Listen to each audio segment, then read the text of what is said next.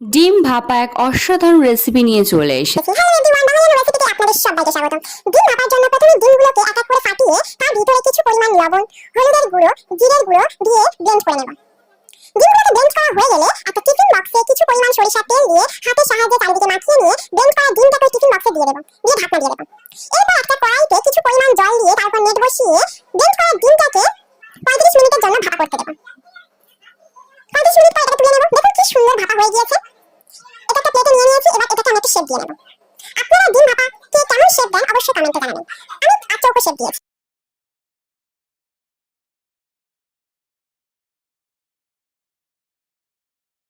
দেখুন কি সুন্দর হয়েছে। এরপর একটা কড়াইতে তেল দিয়ে তেলটা হিট হয়ে গেলে ওর ভিতরে ডিমগুলোকে এক এক করে দিয়ে দেব।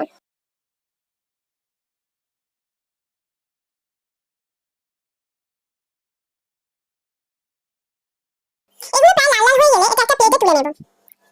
এরপর ওই কড়াইতে আর একটু তেল দিয়ে তার ভিতরে লবঙ্গ, এলাচ, দারচিনি, কুচি রাখা পেঁয়াজ দিয়ে ভালো করে নাড়াচাড়া করে নেব। এটা প্রায় ভাজা ভাজা হয়ে আসলে তার ভিতরে আদা রসুন বাটা দিয়ে দেব, কুচি রাখা লঙ্কা, কুচি রাখা টমেটো দিয়ে ভালো করে নাড়াচাড়া করে নেব। মশলাটা প্রায় ভাজা ভাজা হয়ে আসলে তার ভিতরে কিছু পরিমাণ লবণ, হলুদের গুঁড়ো, লঙ্কার গুঁড়ো দিয়ে আবার নাড়াচাড়া করতে শুরু করব।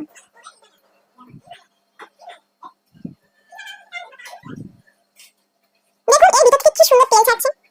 আবার নাড়াচাড়া করতে শুরু করব। মশলাটা ভালো করে নাড়াচাড়া করে নেব। এরপর ওর ভিতরে পরিমাণ মতো জল দিয়ে দেব। কিছুক্ষণ পর জলটা ফুটতে আরম্ভ করলে ওর ভিতরে ভাজা ডিমগুলোকে দিয়ে কিছুক্ষণের জন্য ঢাকা দিয়ে রেখে দেব। ঢাকাটা তুলে দেখবেন ডিমগুলো কি সুন্দর ফুলে ফুলে গিয়েছে। ওর ভিতরে একটু জিরের গুঁড়ো দিয়ে একটু ঢাকা দিয়ে তুলে নেব। এটা প্রায় হয়ে এসেছে, এটাকে নামিয়ে নেব। ওর ভিতরে একটু গরম মশলা ও ধনিয়া কুচি দিয়ে সার্ভ করব। টাটা।